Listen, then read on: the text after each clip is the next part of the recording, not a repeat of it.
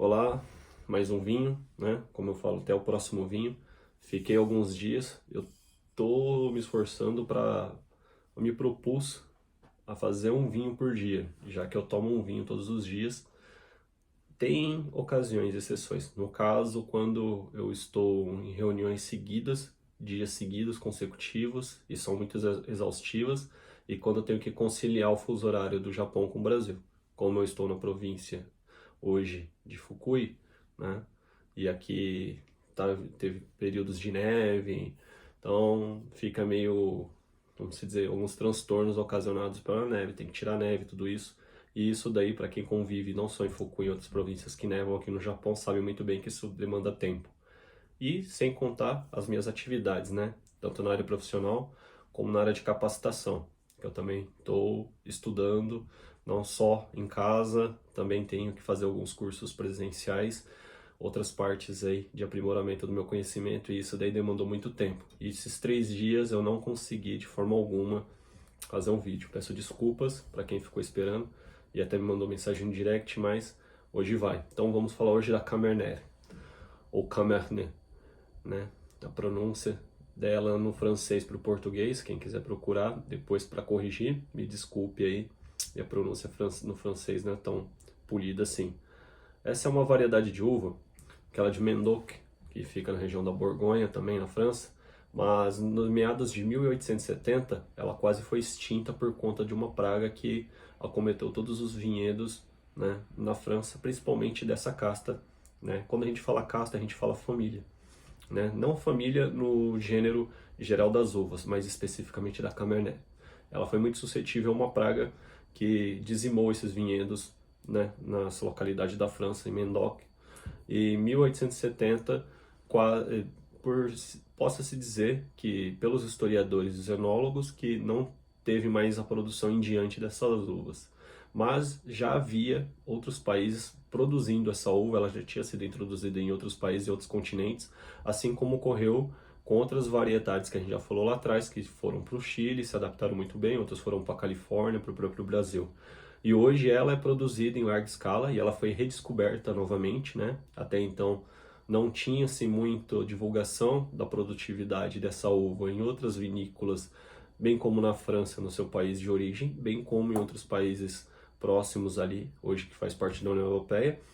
E hoje, então, ela é reconhecida como originalmente não, né? Porque não foi onde foi datado o reconhecimento.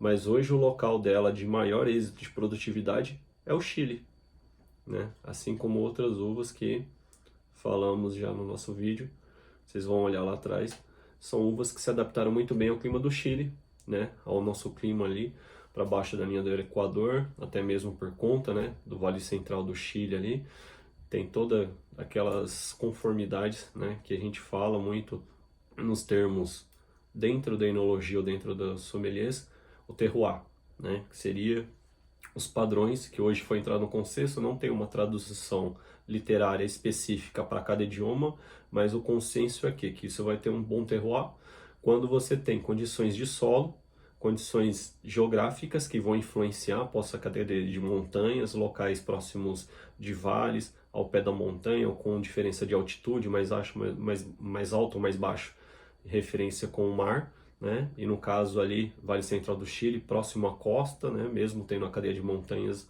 ao seu entorno, consequentemente, e os fatores biológicos junto com o clima e as propriedades do solo, como o pH, essa questão da acidez do solo, influenciam na produção da uva, na qualidade. Então, pode-se dizer, válido dizer que o terroir ele é determinado também por regiões geográficas. Então, a gente está falando do Vale Central do Chile, fica na América Latina, e depois a gente vai falar da França, que está ali em outra parte do hemisfério ali, logo mais ao norte, mais acima, como a gente está vendo aqui atrás dos mapas, né? Se a gente for ver uma hora, eu vou fazer indicações corretas para que vocês tenham a noção, né? No caso, a Europa vai estar próximo aqui atrás da minha cabeça, e nisso daí vocês vão ter uma questão, a gente tem a divisão, tem os oceanos, tem correntes marítimas, muitas influências. A mesma variedade de uvas produzida em países diferentes, continentes diferentes, separados, vai ter totalmente distinções, né? E vai ter características distintas de uma uva para outra. que seriam o quê? Uma uva pode ser um pouco, vamos falar, a gente está falando da Carmenere. A produzida no Chile e a na França hoje, atualmente, no nosso paladar, se formos provar os dois vinhos da mesma uva e da mesma safra, esse daqui é uma safra de 2020, consideravelmente um vinho jovem, e mesmo sendo um vinho jovem, todos os exemplares serem corta da Carmenere, ela vale ser ressaltada que é um vinho para fazer ótima guarda. Apesar de quando ela foi redescoberta em 1990, que voltou-se a popularizar, né, as indicações dela, já que é uma uva que ela é bem marcante e ela tem uma picância mais elevada, né, um pouco mais, os taninos mais presentes, então ele vai apresentar um pouco mais de secor na boca, um vinho mais seco, mas é uma uva que, por ela ter um corpo médio, né, e isso fica bem específico, bem ressaltado no paladar, né, por ela ser um corpo médio, ela vai harmonizar super bem até com frutos do mar, desde que sejam bem condimentados, já que ela é uma uva muito potente, né? Então, por conta disso, se você vão pegar aí um salmão grelhado ou um salmão defumado, você vai conseguir harmonizar o salmão com molho de alcaparras, que alcaparras ela tem uma certa potência até superior do que a da azeitona em conserva, né? E outras especiarias, né? O salmão que eles falam jambalaya ou himalaia, que eles fazem com crocante de pimentas do reino. Então, isso varia muito. Como também, o que eu quis trazer aqui, esse vinho especificamente, dessa vinícola do Chile, né? Um vinho chamado Porta. No Chile, esse daqui é reserva, né? Safra de 2020. Eu pesquisei, eu estou tomando esse cuidado agora, porque eu fui questionado por muitos que estão no Brasil assistindo e querem saber, Edgar, você está falando dos vinhos que você compra no Japão, mas e aqui no Brasil? Eles vão pesquisar pela uva, mas às vezes eles querem experimentar o vinho que eu fiz o review aqui. Então, esse especificamente encontrei em sites no Brasil e ele está no valor bem acessível. Para quem está disposto a pagar, consideravelmente hoje, se a gente for calcular a economia, mas isso vai para cada um, o que é acessível, isso daí vão vocês que vão fazer essa escolha, essa limitação. É um vinho que custa R$ 59 no Brasil, né? Então, não precisa falar muito. R$ 59 no Brasil, aqui no Japão, nem lembro quanto que a gente pagou esse vinho, Vila? Acho que foi 600. 600 e 800 ien, né? Isso. Então, é um vinho que está muito acessível até mesmo para os padrões japoneses. Então, de certa forma, é um vinho que pode se tornar um vinho do dia a dia para aqueles que tiverem acesso e até mesmo porque é uma uva que vale a pena experimentar, para que tenham, né, essa distinção entre as variedades, né? Todas as varietais aí, essas são as castas puras, né? Então, tá com a Cabernet, né? Como a Malbec, depois a gente vai ter Pinot Noir, a gente vai vir as outras uvas e eu vou enumerar, depois eu vou voltar fazendo um vídeo com todos os vinhos de todas as variedades nas ordens que são colocadas pelo consumo no mundo e também por ordem cronológica que foram a época de descoberta. Então depois a gente ainda vai falar sobre os vinhos mais antigos do mundo, a localidade que é os mais antigos do mundo, né? Isso daí eu não vou dar spoiler, que é para vocês ficarem acompanhando o canal e vocês vão ficar sabendo sobre tudo isso em breve, ok? Então vamos lá. Aquele abridor tradicional, eu também fui questionado por muitos dos nossos inscritos que eu estava usando aquele outro abridor e ele é difícil de encontrar, o Rabbit, o coelhinho, e até mesmo o custo dele já é um pouco mais elevado. Então esse aqui é um abridor simples, né? Um dos mais tradicionais. Ele vem com uma lâmina serrilhada de corte por lacre, o saca-rolhas tradicional e a parte de alavanca flexível, que é para fazer o movimento de alavanca na hora de retirar o vinho. Então, antes de tudo, fecha os utensílios, vamos usar só esse lado, onde está essa parte serrilhada, que vai ser feita a parte do corte do lacre. Todo cuidado. Vamos lá. Muita gente usa só a ponta, quando está mais afiado. Faço o corte. Eu falei, é um vinho, um custo-benefício bem interessante e mesmo assim ele teve um excelente cuidado na sua embalagem. É alumínio maciço isso aqui. É uma folha de alumínio grossa. Então já mostra que eles tiveram cuidado, que já é uma uva potente, mas que ela aceita uma longa guarda. Excelente para ficar guardado na sua adega, no local fresco, arejado e protegido da luz. Para que você possa daqui a alguns anos tá apreciando esse vinho junto com seus familiares, entes queridos aí, amigos, numa comemoração e assim por diante. Até mesmo aqueles que queiram, né, pegar um vinho desse, comprar, gostar. Eu falo, compre um, dois, três exemplares depois, experimente um. Eu faço isso sempre com os vinhos. Quando eu gosto, eu comprei um vinho, eu compro depois em seguida mais dois, três exemplares e deixo guardado um e o outro eu tomo em outra ocasião, para que futuramente, quando eu tenha dificuldade de encontrar ou venha saber que aquele vinho não vai ser mais fabricado ou não vou encontrar mais daquela safra específica, porque tem isso. Quando você vai tomar o mesmo vinho da mesma vinícola, ele pode ser uma safra 2011 e o outro 2012, por fatores climáticos, por interferências de clima, e até mesmo na produção, algum estresse que a planta passou, ou até mesmo na hora de fazer o armazenamento, algum processo que foi mudado. Nos vinhos artesanais isso ocorre muito. O industrializado, ele sempre vai ter o mesmo processo de engarrafamento? Sim. De extração? Sim. Mas lá na colheita da uva pode ter alguma interferência. E também no processo, se tiver algum descuido ou algo ocorreu que foi fora do normal, do ano de 2011 para o 2012, o 2012 nunca vai ser idêntico ao 2011, ok? Por isso que vocês vão ver vinhos da mesma vinícola com safras diferentes e valores diferentes no mercado. Porque alguns vinhos de safras anteriores, eu já encontrei vinhos da região de Romanée, né, onde que é fabricado Romanée Conti, um dos mais emblemáticos e aclamados do mundo, considerado também um dos vinhos mais caros do mundo, com safras mais antigas, né, e outras safras um pouco mais jovens que foram bem mais, vamos dizer assim, avaliadas entre os enólogos e um valor maior por conta dessas qualidades, por conta do terroir. Foi um clima específico, uma temperatura. Foi aquele ano que a uva foi produzida num padrão primordial, não teve nenhuma falha. Então deu um vinho 100% perfeito dentro dos padrões que eles queriam, ok? Então por isso que é bom sempre, mesmo que seja um 2020, daqui 5, 6 anos, talvez essa vinícola, ou ela pare de produzir essa linha de vinhos, ou até mesmo você não vai encontrar mais o 2020 à disposição. Então se você tiver guardado, quem guarda sempre tem, né? Colocou em caixa, fez o movimento de alavanca, sobe-se a rolha, até no máximo, sem flexionar muito, tá? Tem que tentar subir com a haste reta, por isso que ele já tem o segundo estágio. Colocou o segundo estágio, ele tem essa articulação para que possamos fazer o encaixe aqui novamente, ok? Sem precisar inclinar ou torcer essa haste.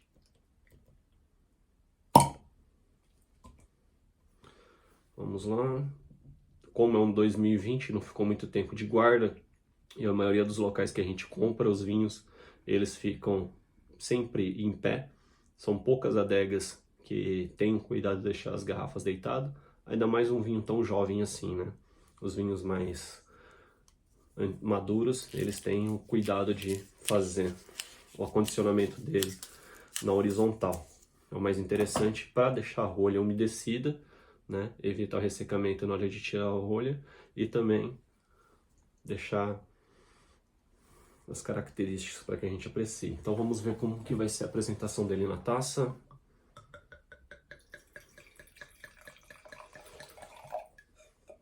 E mais um informe. A palavra Cabernet, ela deriva, né, e se for fazer a tradução literária pro português, seria da palavra carmim, que é a coloração que lá atrás, né, é um pigmento que foi utilizado e hoje está numa escala de cor como o carmim, né, que era um pó utilizado pelas mulheres no lugar era uma dos primeiros pigmentos como maquiagem, né, para deixar as bochechas ali, né, antes do blush, até depois, não sei se tem alguma interferência ou não, né, mas a gente não está falando de maquiagem, mas só para vocês saberem. E o carmim, né, tem o vermelho carmim, tem os tecidos, outros produtos que levam esse nome, falam vermelho carmim. É por conta desse toque, né, dessa tonalidade de vermelho, e até mesmo quando fazem um comparativo, na hora que faz o esmagamento, não. Quando fazem a mostura das uvas ali, né, tem o processamento das uvas para fazer a extração do suco, né, na vinícola, ela apresenta esse vermelho mais sangue na hora que vai fazer o processo de extração. E, consequentemente, foi de onde se originou e derivou a palavra Cabernet, do francês, que traduzindo aí, literalmente chega próximo a essa identificação. Então vamos lá, tradicional daqui de casa, sempre quando a esposa está presente e disponível, né, que cada um tem seus compromissos. Campai. Campai. Vamos ver as características. Oxigena. Já daqui dá para ver, né, fazendo o movimento, vocês vão ver o prisma, vão ver o vermelho que passa do fundo aí, ó, se olharem no centro da tela. Né? Deu para ver, né? Então vocês estão tendo a noção próximo das bordas, a parte que fica mais irisada, desse vermelho, né, bem fechado.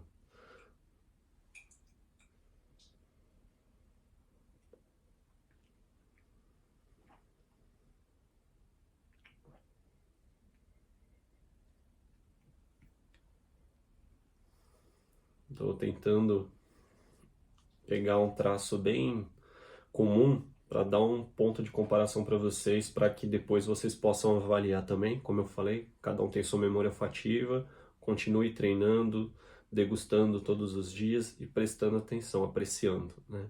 E como ele é um vinho muito potente e tem uma certa picância considerável, né? Quase o próximo do nível máximo de picância, então por isso que é considerado uma uva muito potente. Ele é muito indicado que vocês façam a colocação dele no decanter. Assim que eu degustar, eu vou fazer isso, porque depois a gente vai degustando ele aos poucos, esperar ele decantar, oxigenar, apresentar seus aromas, né? E aí, sim, a gente vai conseguir distinguir tudo que tem dentro dele.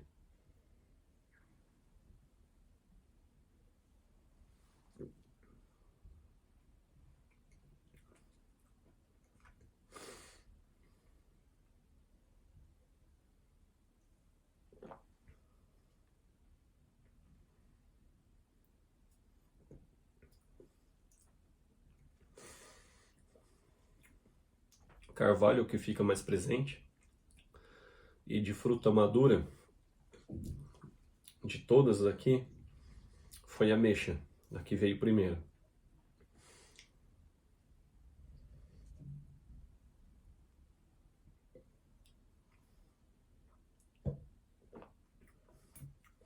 Pega uma água pra gente. Eu vou depois falar para vocês, já vou falar agora, a importância também de você estar, de todo mundo, criar o hábito para quando for apreciar um vinho, de deixar de fácil acesso. Água com gás hoje não é algo tão inacessível, né?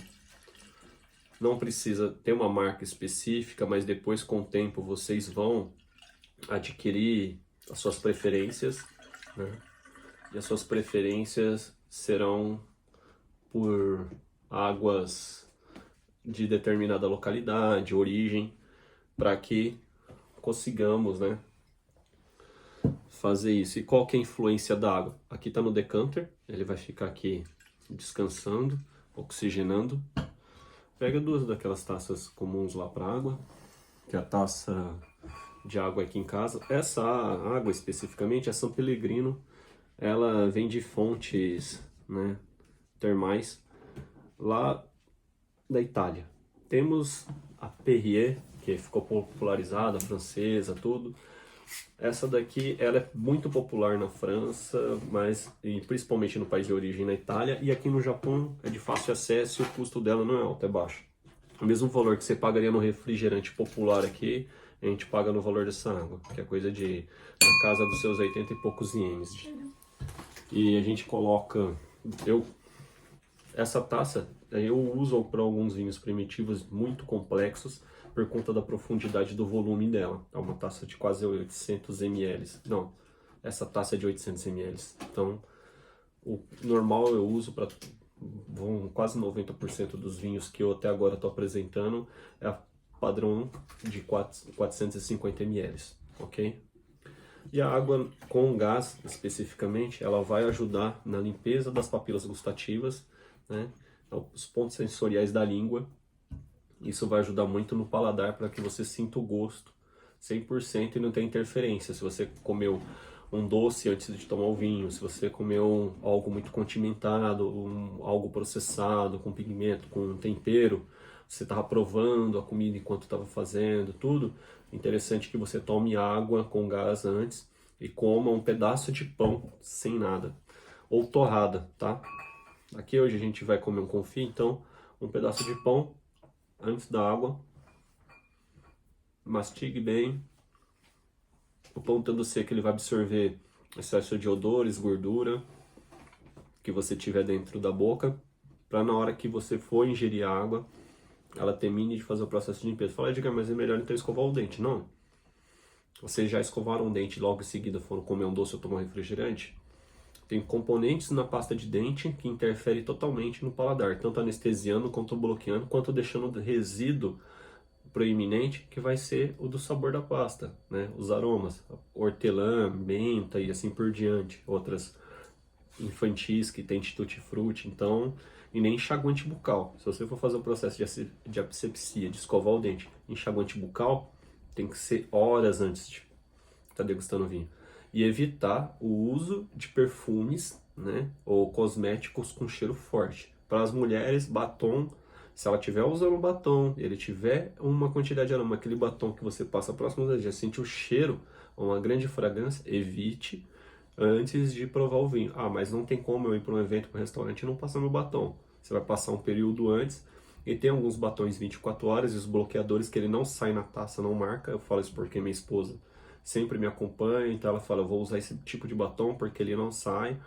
São os famosos 24 horas, só sai com um produto demaquilante específico e não fica na taça, marca e não fica resíduo. Então ele não vai interferir no gosto do vinho, nos aromas e no paladar, ok? E para os homens que têm barba como eu, se for usar um óleo, uma cera, tem que passar horas antes para que os odores evaporem e você, né, tenha, vamos dizer assim, também o olfato, o nariz interfere. Então, aquela galera, a gente está fazendo um churrasco, vai abrir o vinho? Abre antes de acender a churrasqueira. Depois que você acender a churrasqueira, já inalou aquele monte de fumaça, você só vai sentir cheiro de fumaça, ok? Tudo isso interfere. Ah, é chato, então não vou. O vinho, ele é uma bebida, é um alimento especificamente, porque ele tem um percentual nutriente, tem vitaminas, mas também ele é um momento de se apreciar e da maneira correta. Tudo que você faz da maneira fora do contexto específico, vamos falar. Então, ah, mas isso daí eu não quero. Então, beleza, você vai jogar bola, vai jogar o quê? Vai jogar de salto alto? Vai jogar de chinelo de dedo? Não. Ah, vai jogar descalço? Não é o mesmo jeito que jogar com uma chuteira.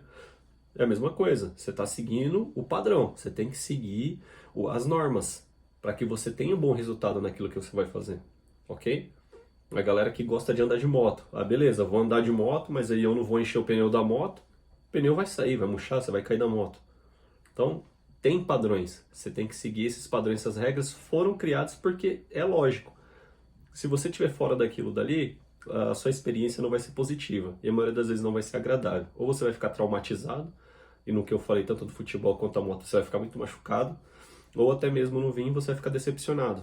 Então, a maioria das vezes a culpa não é do vinho, a culpa não é do sommelier que está indicando, mas sim, você veja. Ah, mas mesmo assim, você não é porque você falou que eu vou gostar. Isso eu deixo bem explícito. Mas vale sim a experiência de apreciar para que vocês tenham essa experiência e no futuro vocês consigam fazer um padrão de comparação de qual é o seu vinho ideal, quais são as castas de uvas que você mais se identifica, as localidades, são vinhos da América do Sul, são vinhos da América do Norte, são vinhos da América Central, são vinhos da Europa Central e assim por diante, ok? Então, o ponto terminando.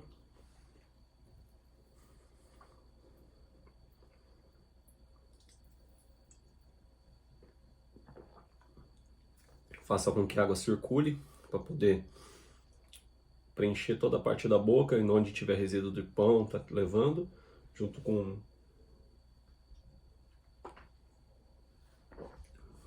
não vai fazer igual aqueles filmes de comédia, o pessoal faz gargarejo com a água e tudo mais.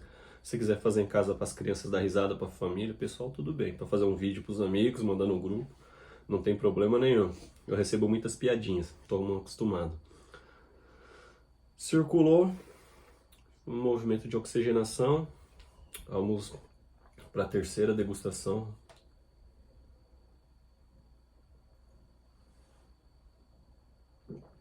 Totalmente diferente. Não é porque eu tô fazendo agora. Façam você em casa e vocês vão ver a diferença. Até mesmo, fica interessante. Um desafio para vocês. Façam como eu. Abra o vinho, aprecie. Quem tiver o decanter, coloca o decanter. Quem não tiver o decanter, deixa com a garrafa aberta, mas em um local que não tenha, tipo, se eu estiver fazendo um alimento, possa ser cozinhando ou até mesmo assando uma carne, porque ele harmoniza super bem com diversos pratos, como eu falei, desde carnes vermelhas, mas carnes vermelhas que não tenham muita gordura, e carne de porco, né? Carne de porco, se for copa lombo ou lombo, né? São carnes que não têm tanta gordura, bem como também não só o filé mignon, que é uma carne pouca gordura, mas a ponta de peito. Ah, mas Edgar, ponta de peito não tem muita gordura? Tem a capa da ponta de peito, especificamente, mas tem pontos da ponta de peito, que é a carne que o pessoal americano faz muito brisket, né? Que depende do açougue, do lugar que você vai cortar, que o cara fala, pode limpar, limpa. Ela vem quase sem gordura.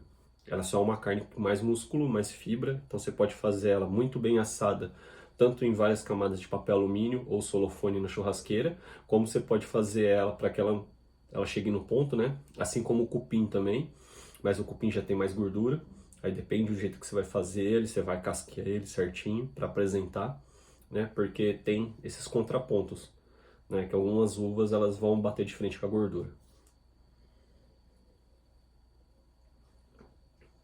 Agora veio o cassis, veio um pouco de groselha na boca, e aquilo que eu falei da secura dele, podem ficar tranquilos que não é aquele vinho seco extremo que vai traumatizar seu paladar. A Cabernet, ela é muito mais aveludada e mais macio do que a Cabernet Sauvignon. A Cabernet Sauvignon ainda continua sendo próximo dessa uva aqui e desse vinho que eu apresentei. Lá atrás eu apresentei outro do Vale Central do Chile, quase o mesmo valor, né, que também é encontrado no Brasil. E a Cabernet, para vocês que não gostam de vinho muito seco, mas não gostam de um vinho extremamente doce, seriam mais indicado. Mas façam você a prova, degustem, né? Se deem essa condição, essa liberdade de experimentar novas bebidas, principalmente os vinhos. E em breve teremos vídeos aqui no canal, já que pessoas estão pedindo, não só dos vinhos, mas também dos uísques do Japão, assim como os licores aqui do Japão, as cervejas e de outros países também, ok? Por isso que nosso canal chama Copo e Taça, porque não só de taça a gente vive, também vivemos bebendo no copo aí, né? Uma piadinha, um trocadilho, né? Um trocadilho. É que minha esposa fala tanto trocadilhos do carilho que isso, você vê, o meio que você vive interfere. Então por que não as uvas também? O meio que ela vive, que ela é plantada e cultivada, tem interferências externas. Então, todos somos suscetíveis, né?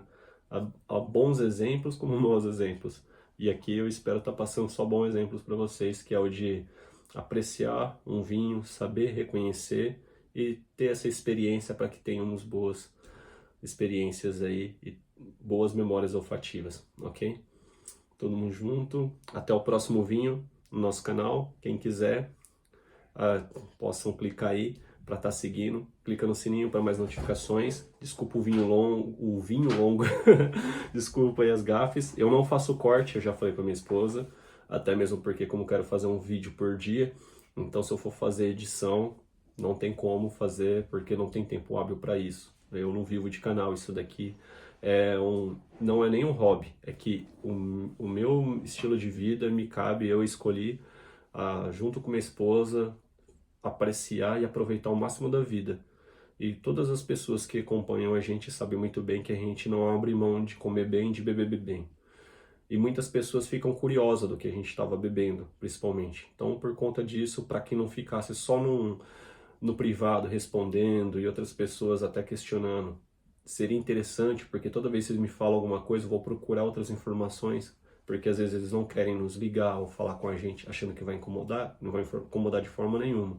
Aqueles também que quiserem mandar mensagens aí no vídeo, embaixo, até mesmo no nosso canal, bem como também no perfil privado ali, nas redes sociais, no Instagram, pode mandar que eu vou estar respondendo, ok? Já extrapolou, foi meu vídeo mais longo, mas bem informativo. Então, como eu sempre falo, ao final dos nossos vídeos, até o próximo vinho. Tamo junto!